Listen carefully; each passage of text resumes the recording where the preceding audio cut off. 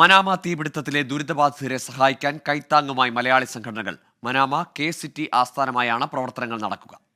June 12-ന് Manama സൂഖിലുണ്ടായ അഗ്നിബാധയെ തുടർന്ന് ദുരിതത്തിലായ ഇന്ത്യക്കാരെ സഹായിക്കാൻ സഹായ കമ്മിറ്റി രൂപീകരിച്ചു. അഗ്നിബാധയെ തുടർന്ന് കടകൾ നഷ്ടമാവുകയും ജോലിയെ ബാധിക്കുകയും ചെയ്ത ഇന്ത്യക്കാരെ സഹായിക്കാനായി 60ഓളം സംഘടനാ പ്രതിനിധികളെയും സാമൂഹിക പ്രവർത്തകരെയും അണിനിരത്തിയാണ് സംഘടന രൂപീകരിച്ചത്. ഷബീർ മാഹി തുടങ്ങിവെച്ച വാട്സാപ്പ് ഗ്രൂപ്പിലൂടെ പ്രവർത്തനം ആരംഭിച്ച സമിതി മനാമ കെ-സിറ്റി ആസ്ഥാനമായാണ് പ്രവർത്തിക്കുക. സഹായ കമ്മിറ്റി ജൂലൈ 9-ന് കെ-സിറ്റിയിൽ യോഗം ചേർന്ന് വിവിധ സംഘടനകൾ നൽകിയ സഹായങ്ങളുടെ ആദ്യ ഗഡു അഗ്നിബാധിതർക്കായി വിതരണം ചെയ്തിരുന്നു. ഓഗസ്റ്റ് 10-ന് കെ-സിറ്റിയിൽ ചേർന്ന യോഗത്തിൽ ബാക്കിയുള്ള മുഴുവൻ തുകയും വിതരണം ചെയ്യുകയും ചെയ്തു.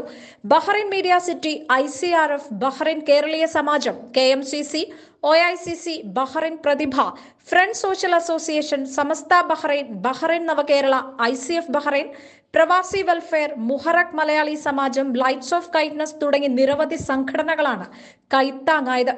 സഹായ കമ്മിറ്റി കൺവീനർ ഹാരിസ് പഴയങ്ങാടിയുടെ അധ്യക്ഷതയിൽ ചേർന്ന യോഗത്തിന് ഫൈസൽ വില്യാപ്പള്ളി സ്വാഗതവും ബദറുദ്ദീൻ പൂവാർ നന്ദിയും രേഖപ്പെടുത്തി.